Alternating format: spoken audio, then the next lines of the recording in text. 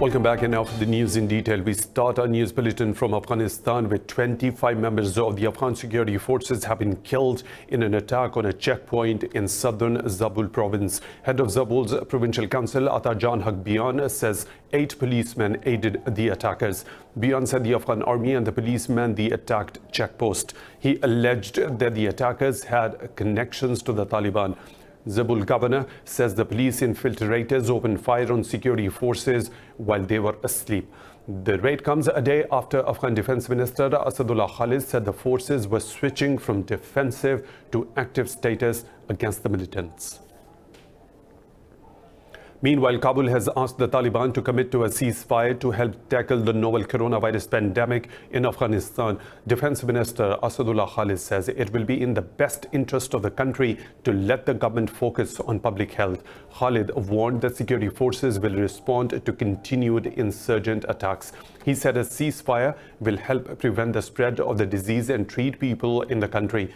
Health officials have confirmed 22 infection cases, but only about 300 people have been tested in the country of some 35 million people. Pakistan's Prime Minister Imran Khan says sanctions on Iran must be lifted as the country is facing difficulties to curb the COVID-19 outbreak. Briefing the media on coronavirus situation in Pakistan, Khan said the government will not censor any information on the situation. The Prime Minister said his government is following the guidelines from China to combat the virus. He advised people to avoid large gatherings and take other precautionary measures. Khan said he will announce the economic package to neutralize the impact of coronavirus on economy. There are 461 confirmed and 530 suspected cases in Pakistan.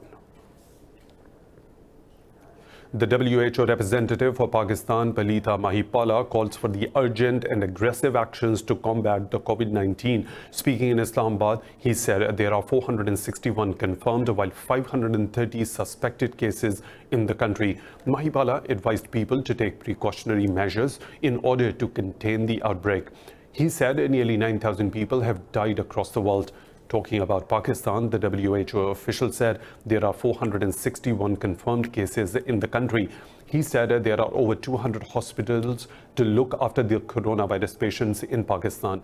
Mahipala said 13 diagnostic labs across Pakistan and 1 mobile lab at Taftan border have been set up to carry out the tests. The WHO official said so far there is no effective medicine or vaccine available to treat COVID-19 patients. In a related development, the US says it is giving Pakistan $1 million to fight the new coronavirus pandemic. Deputy Assistant Secretary of State for South and Central Asian Affairs, Alice Wells, says the US and Pakistan are long-standing partners. She said the funding under US aid program will bolster monitoring and rapid response against coronavirus. Wells said this aid is an initial amount. She said over 100 US trained Pakistani medics are investigating COVID-19 cases in northern Gilgit-Baltistan region and Punjab province. Deaths from the new coronavirus have surged past 10,000 worldwide. There are more than 250,000 confirmed cases globally, while over 89,000 people have recovered. The coronavirus outbreak has been keeping the world on edge since it was first reported in November last year. Spain has become the 4th country to register more than 1,000 deaths after China, Italy and Iran. The number of registered cases in Spain rose to 19,980 on Friday. French President Emmanuel Macron said the country is only at the beginning of the crisis. Health authorities in France reported 108 new deaths from the coronavirus yesterday, taking the death toll to 372. Germany's biggest state, Bavaria, has become the first to order the lockdown, with the number of the cases rising by 2,958 overnight to 13,957. The number of fatalities in Germany rose by 11 to a total of 31 so far. However, China has reported no new domestic cases for the second consecutive day, offering some hope to the world to curb the disease. The U.S. state of California has issued a stay-at-home order to contain the spread of the new coronavirus. Italy has reported 427 new deaths, and Iran reported 149 over the last 24 hours. This report has the details. The global death toll by the new coronavirus has risen to over 10,000 as it hits Europe and America with full force. Haiti and Portugal are the latest to declare a state of emergency over the outbreak, closing borders and imposing curfew.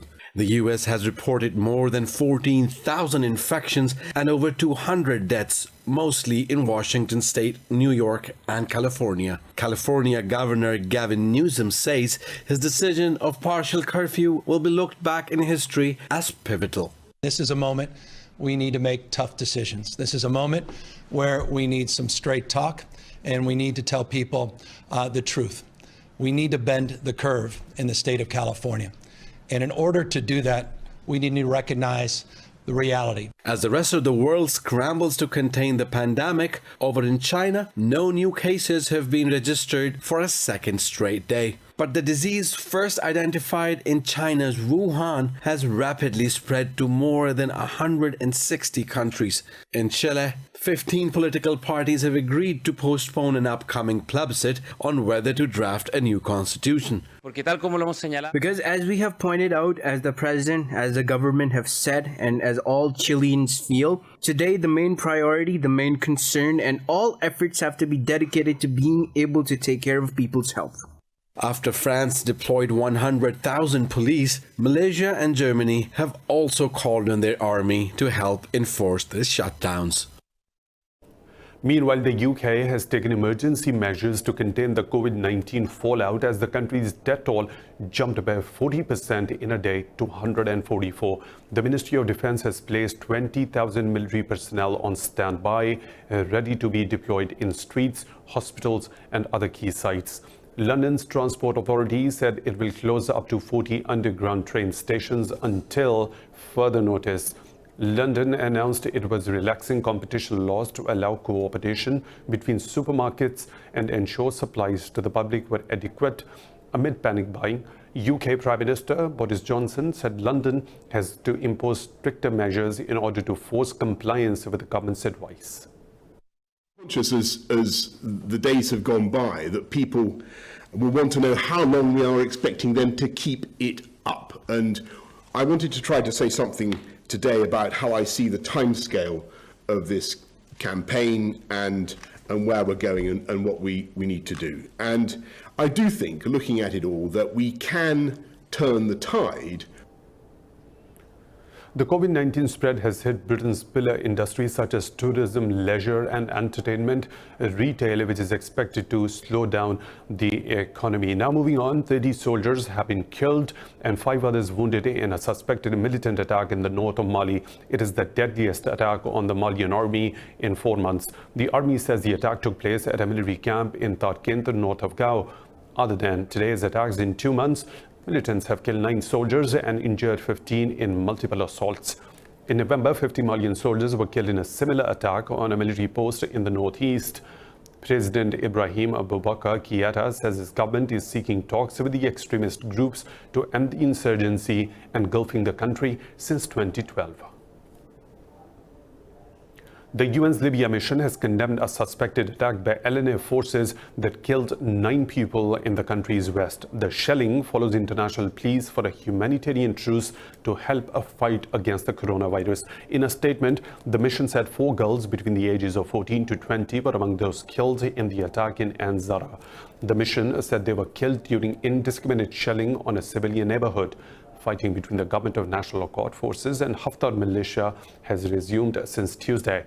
Libya has not yet confirmed any cases of the coronavirus yet, but the country's Center for Disease Control and the World Health Organization have warned that it lacks testing capacity and is not prepared for an outbreak. Turkey says it has killed 4 militants of the Kurdistan Workers' Party in northern Syria. The Defense Ministry says the fighters were killed during Operation Peace Spring. The ministry said it will not stop operations against militants in the region. Since 2016, Turkey has launched a tier of operations across its borders into northern Syria. Ankara holds the fighter group responsible for the deaths of some 40,000 people in a 30-year terror campaign. Yemen's Houthi rebels claim they have intercepted several warplanes belonging to the government coalition in Marib Governorate. Houthi spokesperson Yahya Sarai says the air defense system confronted a combat formation over Surwa district. Sarai said warplanes were forced to leave before carrying out any hostilities. He said the domestically built Fatah-1 surface-to-air missile defense system was used in the operation. Yemen has been entangled in violence since 2014 after Houthi rebels overran much of the country, including the capital, Sana'a. The UN says tens of thousands of Yemenis have been killed since then, while another 14 million are at a risk of starvation. More stories to follow right after a short break. Stay tuned.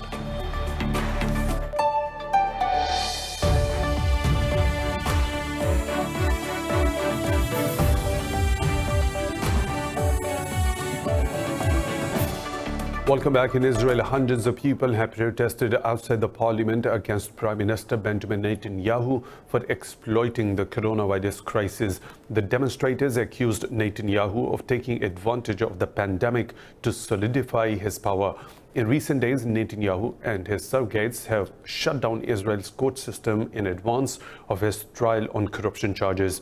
They are using phone surveillance technology on the public and have adjourned parliament until next week. The demonstrators defied restrictions on large gatherings to record their protest. They said Netanyahu has undermined Israel's democratic foundations. The protesters chanted "No to dictatorship, democracy in danger," and called Netanyahu the Prime Minister. Police say they have arrested 3 people for violating a ban on gatherings of more than 10 people. Iran's Supreme Leader Ayatollah Ali Khamenei says the country will need to boost production by at least 10 times to meet its needs. Addressing the nation on the eve of the Iranian New Year, Khamenei praised the resolve of the people, but said the country fell far behind its economic targets. The Iranian Supreme Leader paid rich tribute to assassinated General Qasem Soleimani and said his sacrifice has reshaped the future of the region. Khamenei slammed the US for its interventionist policies and said that America's terrorist actions in the region will be brought to an end. He praised the Iranian nation's resolve to fight the new coronavirus pandemic and urged the people to stay united to get through testing times. In a bid to completely annex occupied Jammu and Kashmir, the Indian government has ordered the implementation of 37 central laws in the territory. The laws include key acts like the All India Services Act, the Census Act, and the Services Tax Act.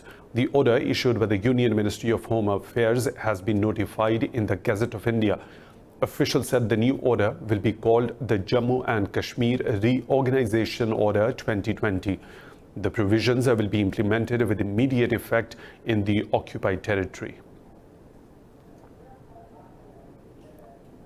Congress Chief Minister of India's Central Madhya Pradesh state, Kamal Nath, has resigned ahead of the confidence vote in the state assembly. The resignation comes after Prime Minister Narendra Modi's BJP managed to break off 22 Congress MPs, including the key leader Jyotiraditya Scindia. Addressing a press conference in Bhopal, Nath accused the BJP of horse trading and ambushing democracy. He said the BJP failed to serve the people of the state who won't forgive these greedy and rebellious politicians. He said Modi's party lost the election by a landslide, which is why it backstabbed democracy for its greed for power. The ex-chief minister says BJP and the turncoat MPs have not betrayed him, but the people of Madhya Pradesh. In India, 4 convicts of the 2012 gang rape and murder of a New Delhi student have been hanged today morning. The gruesome rape and murder of 23-year-old Jyoti Singh by 6 men in a moving bus in Delhi sparked nationwide demonstrations in India. Welcoming the decision, Singh's mother said her daughter's soul will finally rest in peace. In 2013, the main accused, Ram Singh, was found dead in his prison cell, with officials declaring it a suicide. A juvenile convict of the crime was sentenced to 3 years in a correctional facility. The incident brought the high rates of violence against women in the country into the limelight once again. Under pressure, the government introduced harsher penalties for rapists and death penalty for the repeat offenders. The latest round of talks between Seoul and Washington over cost sharing of the U.S. forces stationed in South Korea has failed. Seoul's top negotiator, Jong Eun-bo, and his U.S. counterpart, James DeHart, met in Los Angeles from Tuesday through Thursday to reach a deal, but they failed to find a common ground despite prolonged discussions. Jong said the two sides have differences in their positions, but they have agreed on continuing the negotiations. The failure has further raised concerns that Korean workers in the U.S. forces Korea could be forced to go on unpaid leave next month. In a news conference outside the U.S. Embassy in Seoul, workers called for Washington to withdraw its plan to put them on a 60-day unpaid leave.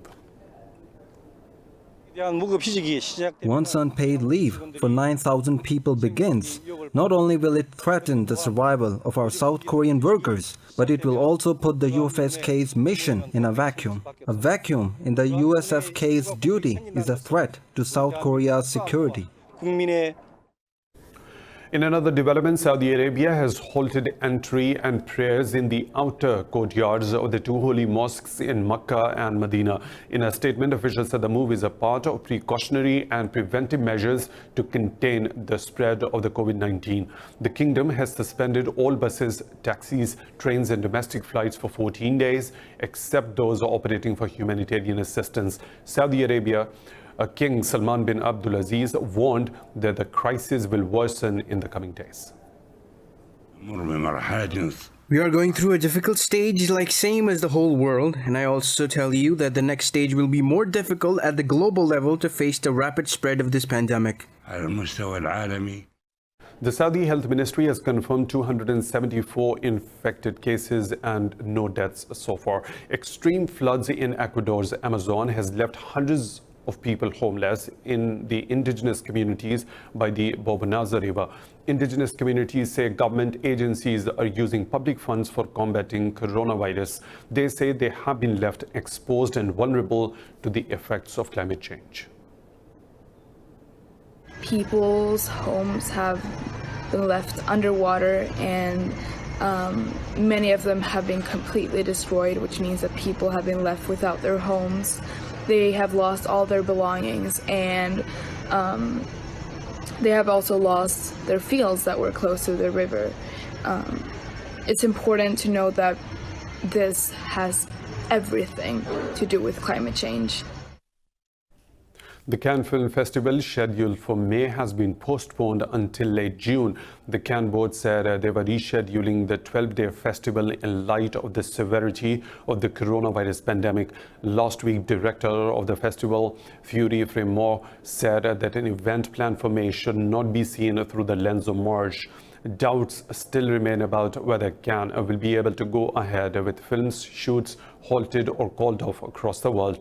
Several other smaller film festivals, including Tribeca, SXSW and Edinburgh, have already been cancelled or put back.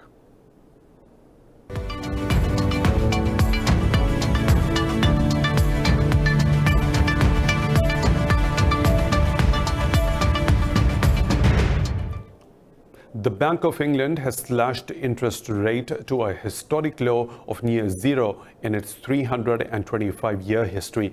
This is an attempt to support UK economy amid the coronavirus pandemic. It is the second cut in interest rates in just over a week, bringing them down to 0.1%. The bank said it will also increase its holdings and buy back corporate bonds worth $200 billion in an effort to ease liquidity.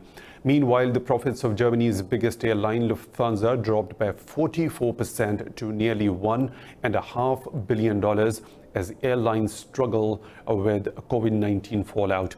The chairman of Lufthansa's executive board said the virus has placed global economy and the company in an unprecedented emergency. Lufthansa stocks have lost over 46% during the last 4 weeks.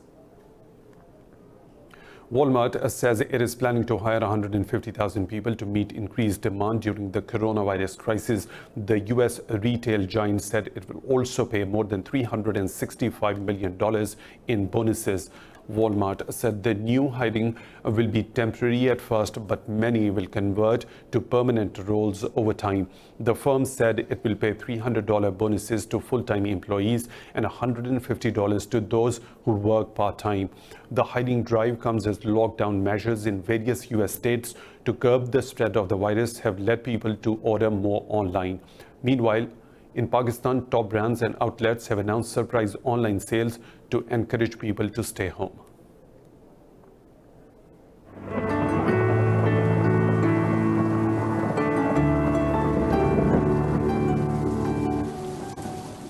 Another weather situation from around the globe.